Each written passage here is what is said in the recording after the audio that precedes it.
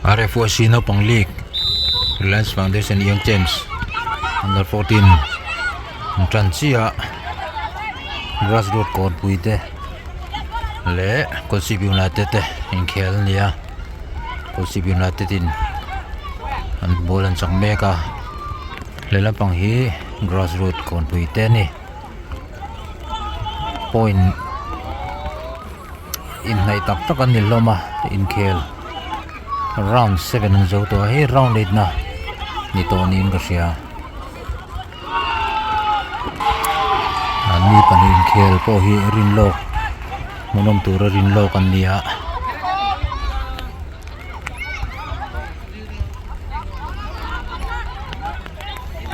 Ruasur ngek ma ground a tuit le malating deu so so andunga khela ti har deu me theni Grassroots Court Point Corner zone sana rompet ko maya keeperin man thei lau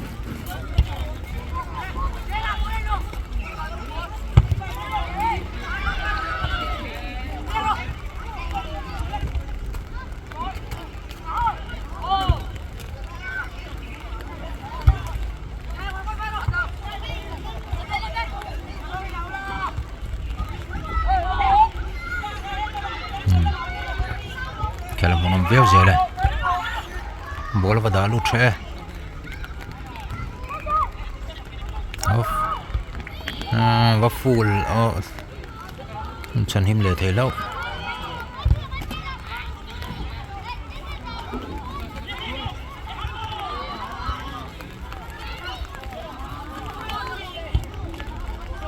satoma asang shrutne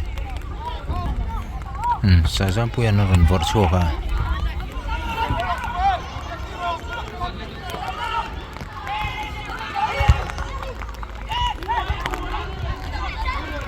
ano bumdal ba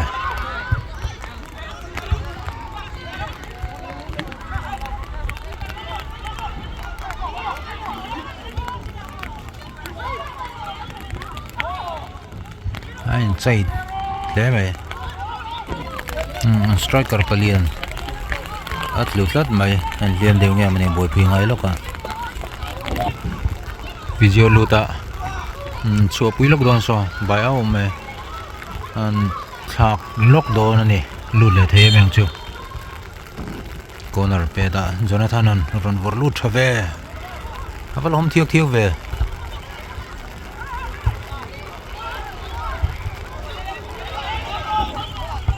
last man ron vor chu ka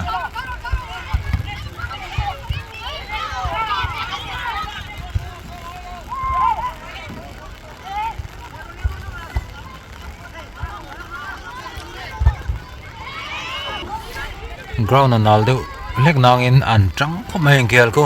achan chu tebula sang panin ni wangin wana game mi poi motin ra chiang boka en thada lo dun khop mai ngel ku ko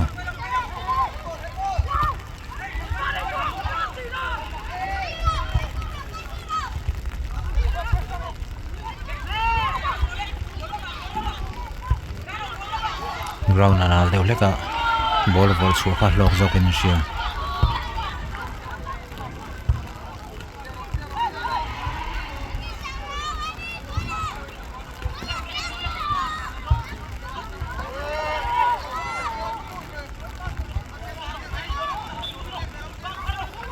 Grassroots Court Point thoina tho dik lo trek sia ke kha ma se strictly do lo deu ni kha last man in nos side out a thame him mai ka ding ka ti sur panai chuan aduna pet man chi lo avaron la thraem in chu sak thale vio kal pui zela tan fall alom to ni asra khan lo thai chu trepa suban free kick on pet dona last man in ball vorlu atum saja puin ball vorlu da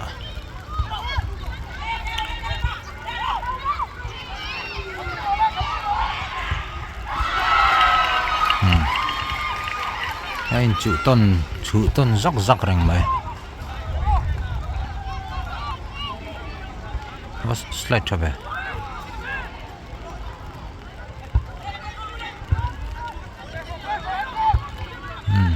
xe nó tan rồi bé leng sẽ har deu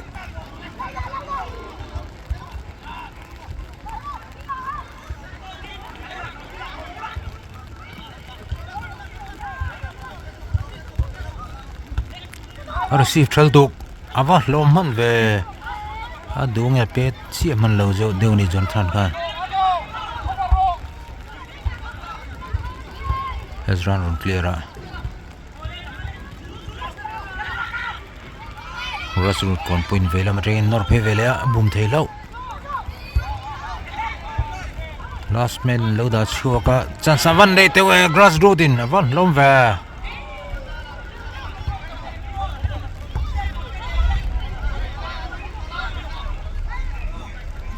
John tham ball sem minor chil mana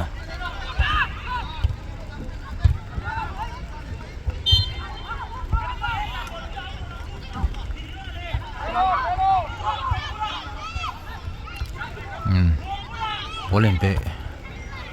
nem có mày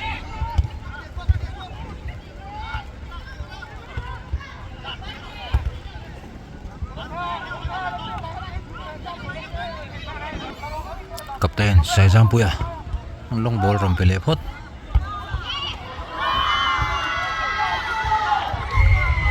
bara Johnson an wat chu saka plan pui thakom mai ball dalu ta grassroot kon pui lamin thoina ball kaltir zel dar maron lo dang chat lo sira petko maya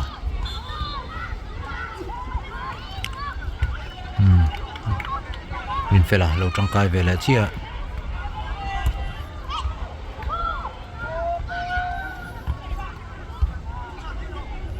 Jonathan ball khoi thakop maya maro defender in lo enroll travele tho corner pedon ne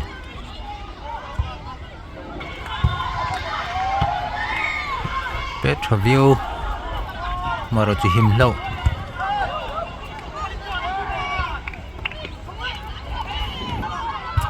fela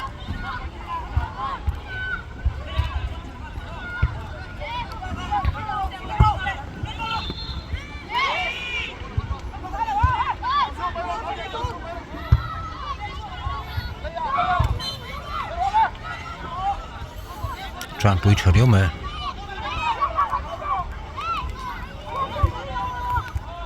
lapedik zel Jonathan ma aron chil thak mai vani twa sena bol kal pui dona rom pe thel thuak ma phol ham lo lawa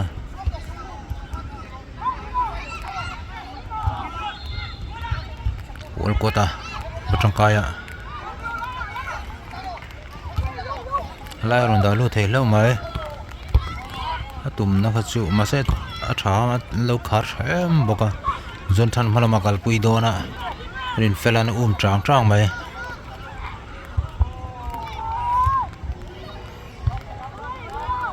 keeper chuang aron pet chel tu lawe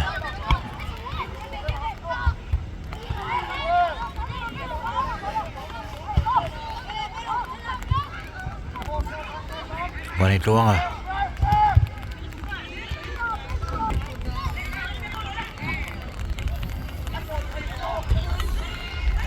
bola vorluta keeper ta na valai teu ve chuang an siam rem man lo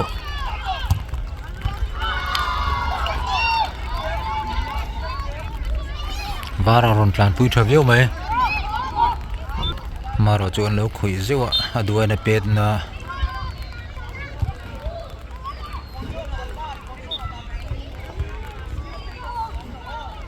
koloma ko sipin na terlamin pendon ne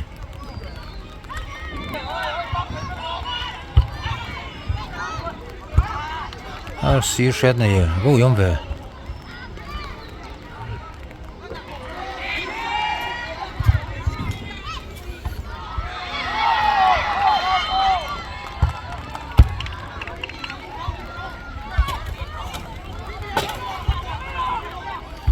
โหลดแล้วเมยหอมเลยวะ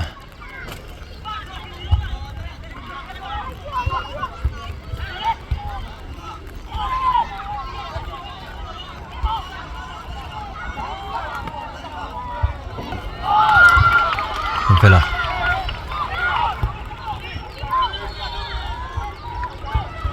Dale ngala sanga Sena Senan malama da ziu Apa lom teo ve Defending Choriu me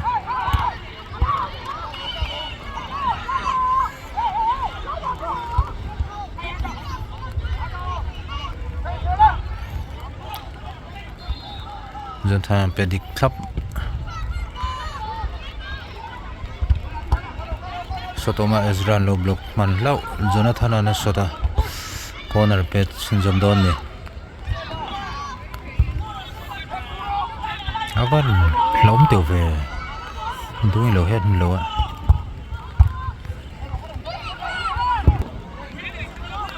captain in long ball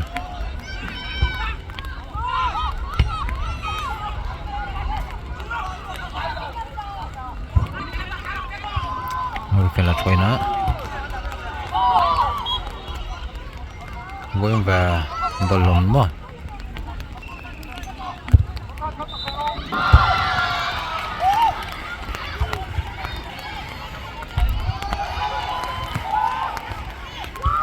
và này luôn run đã chua cả sẽ là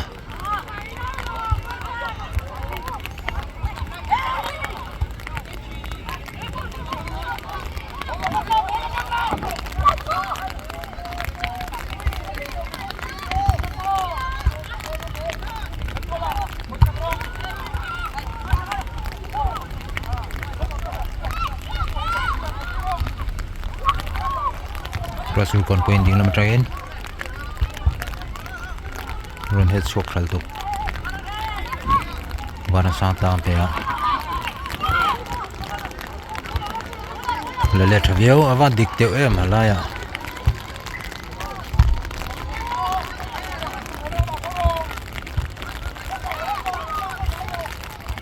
silence raten pe sira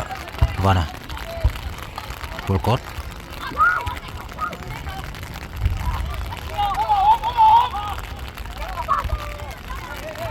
Saya Vara Nashet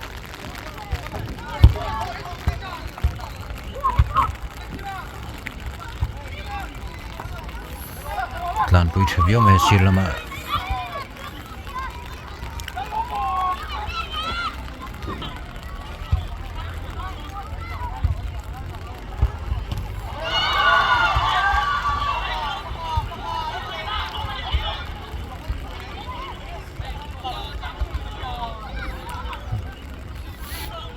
thôi là mà bố lên Petra view mày ạ sao tao mà vẫn lắm tiểu dân thân à bố lên drop lệ thôi à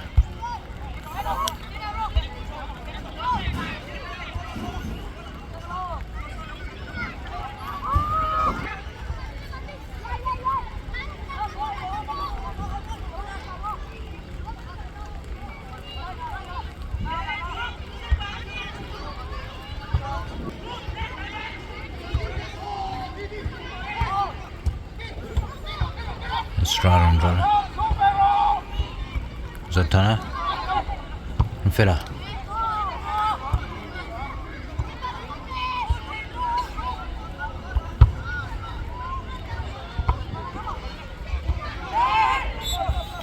upon lo chiang về kha cho ball try về bên là mà ô mà khăn phút lo phút đất mà còn thủ chua về là thế đó vậy có si bim lại tin free kick kan mua có lần vượt thấy chuan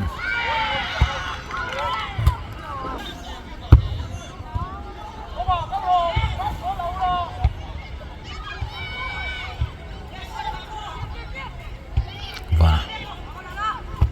vượt ta xem nào và này chua Vara receive lai deuh leka first half azawa chol lok nga sikna brang kir le thuayang in khela monom kho ma goal la lut lawa anin norton zak zak mai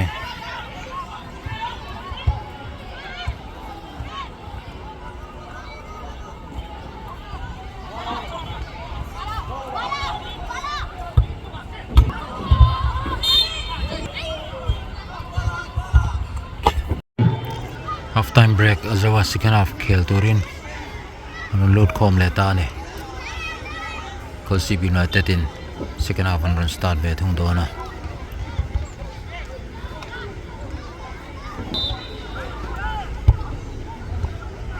ball number load ngala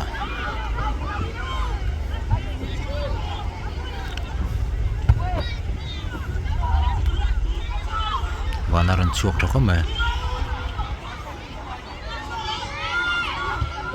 Tekeloma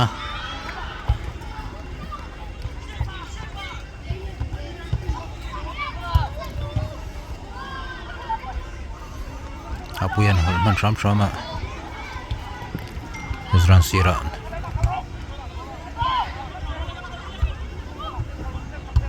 Vana side out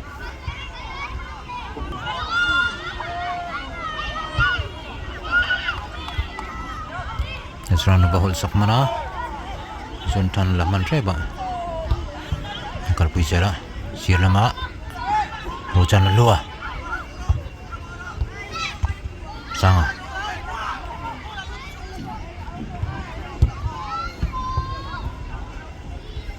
Jantan Randa Chua Ezra Apuya Pingala Ezra Soda Akol Chuak Deune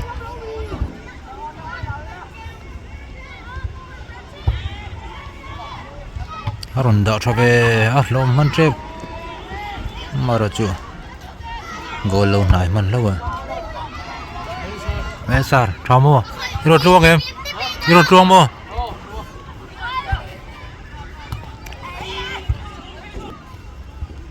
Captain Sajampuya, long ball, Sangaton. Up received Travea Pelin Hangala, Ezra to club my free kick Pedangaya Nadeo.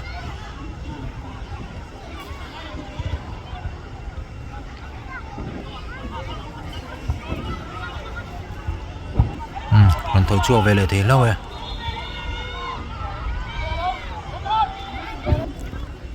free kick pedona con mau đã số này nó nem khop mày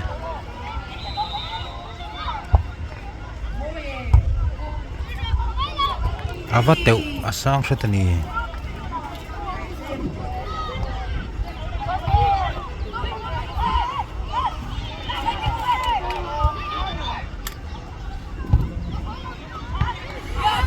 Avalhom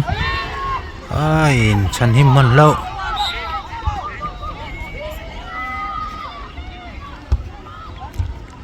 han let dun tap mai ball and try ve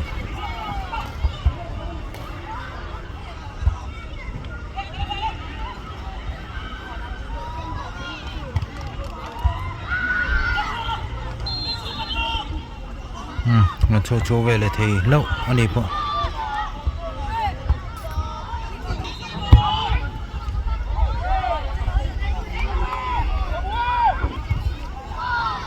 một chân luôn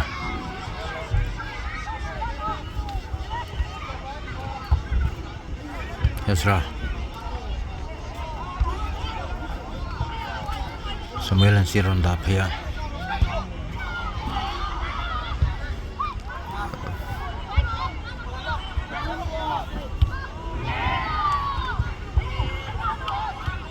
Vara sang tan avateu lom thuốc thô và run safe thoải đấy mà rồi chân luôn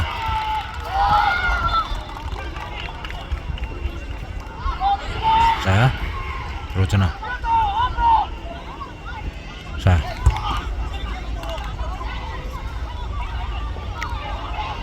lúc lên thở biết rồi chủ sọc mà này lên lấy em này Tawana run clear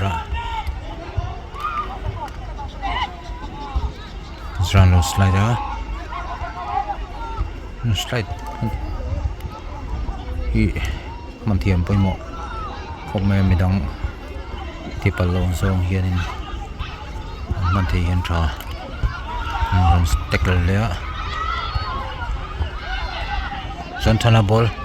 aron chu sak man aron pe khal man lo alom man trap Samuela run tho thaviu mai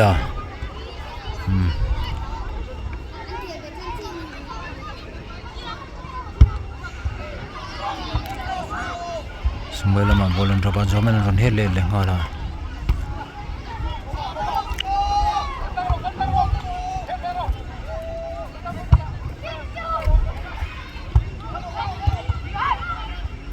Rojanan vek kiu me Samuela Rojanan an vakti buai man lo mai Goal kick din an apila Amara chu free corner John Thana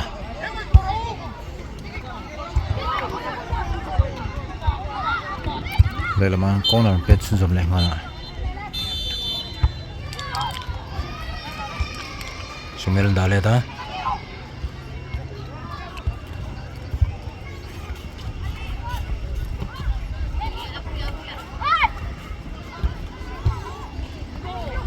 Run tackle man low as sot tu run lên block thai le mai la ha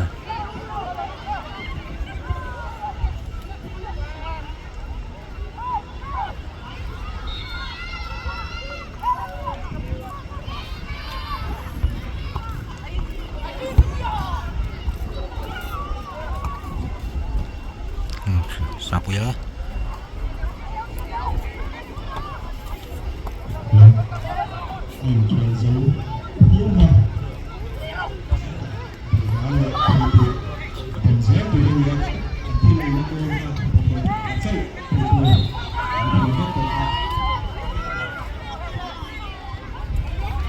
Apuyan titlua free kick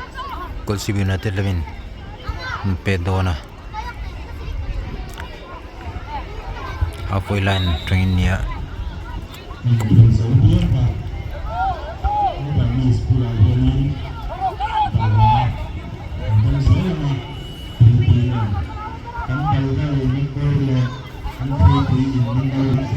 Rojana China Zra Siran chain sha alo lu deu le gani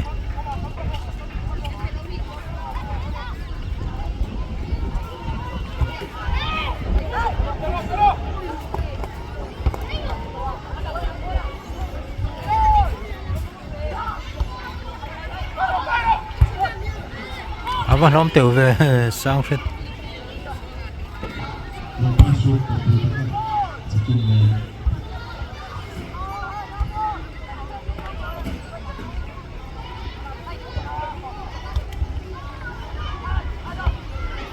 ball lost spot yan tlan le ta vat try le ngal kha trong kai thin ni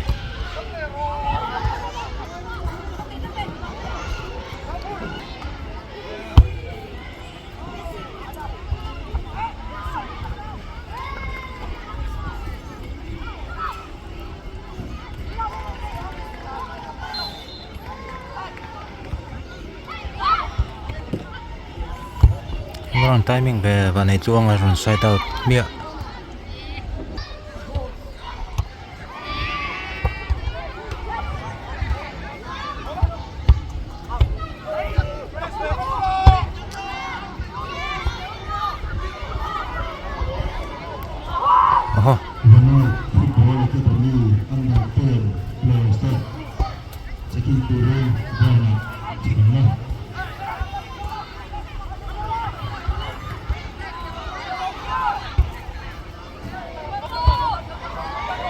dân than run tan run vor lu ta lâu đang khiêu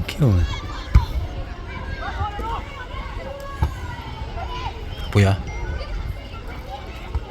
mình phải làm gì so mình cất thành lắc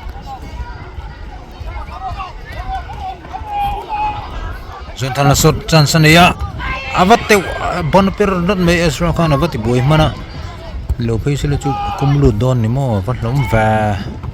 zon thana bol pe thi dik riau ma ma chile mana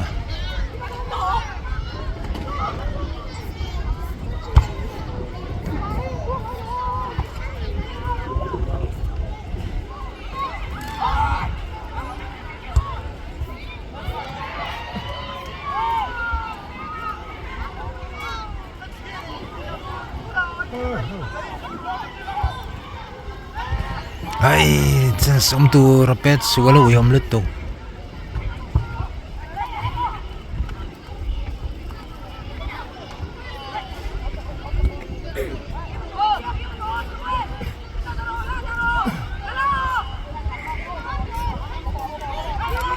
Rasrut kon pui nora mara jun tisual velet lat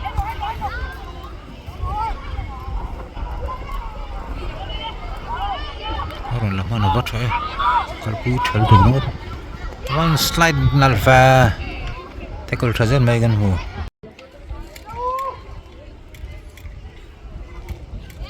cha mai tiang ka Brazil kon pui nor na khop maya mara jo defender ten lo chan nim le thei lo zela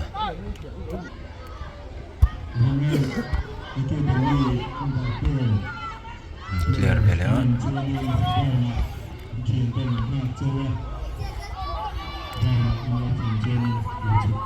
Zan than ran chaplo da vana na he chuak thabiaw han bol lo ma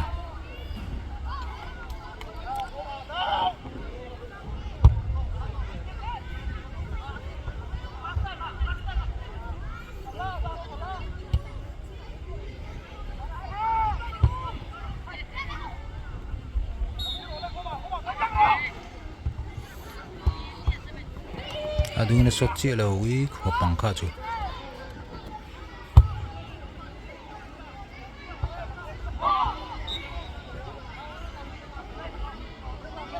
han bol oma grassroot kon point bol ron bol lu dona adung na pet lo kapten in long ball pelvin lirin na pe pei to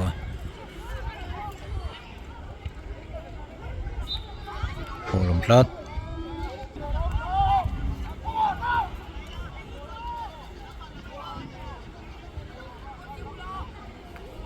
gola try don ni mera apa teu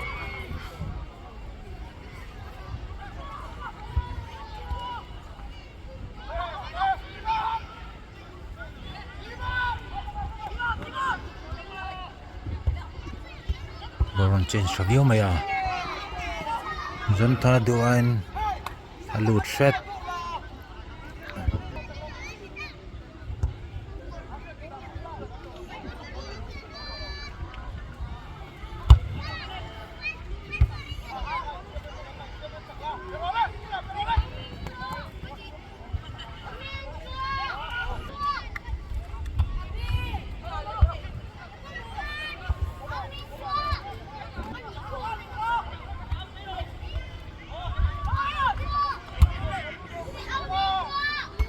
abar per la rom thei ve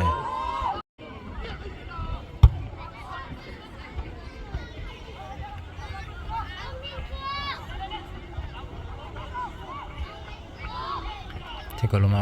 kosib na tevin corner pendon ni bar peklo corner pendona ai no nem lutuk chan som thei lo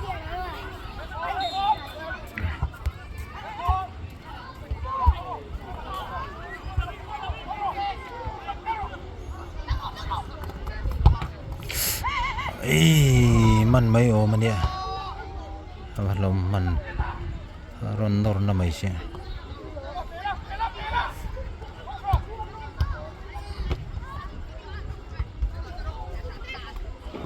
pan man thei lo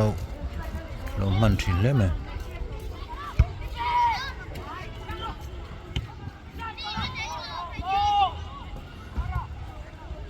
wara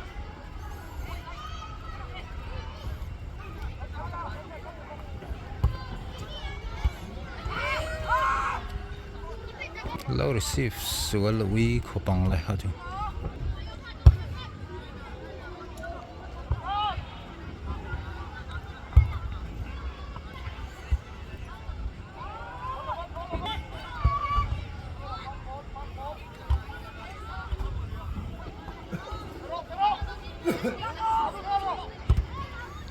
ลกเทโล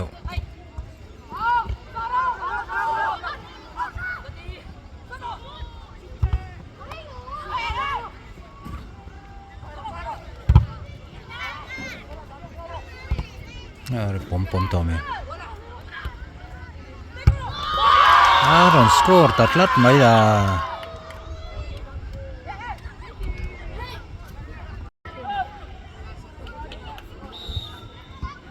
หัวนมแล้วไหมโกลมชนรอนเลียทุนฮะ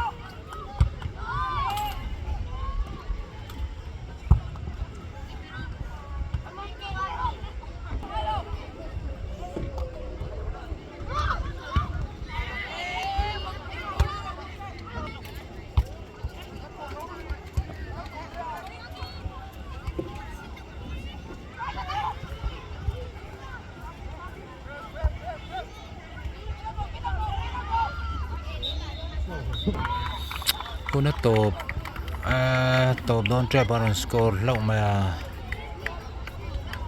ล้มเขาปังโดนมาที่ไลน์โอ้ขัดรันเลยตัดลัดไหมเขียนมันนุ่มแล้วไหมที่การเขียนตัวตั้มตะกลมานักุมแค่เขียนตัวนี้ฉันทันเละเอสราเต้สาจันปุยเต้เหมือนจูมันลมครบไม่เห็นเปลี่ยนสองเต้ไอ้กูเดี๋ยวถ้ากับแบงกันใส่ชิ้นสมัยเหมือนกัน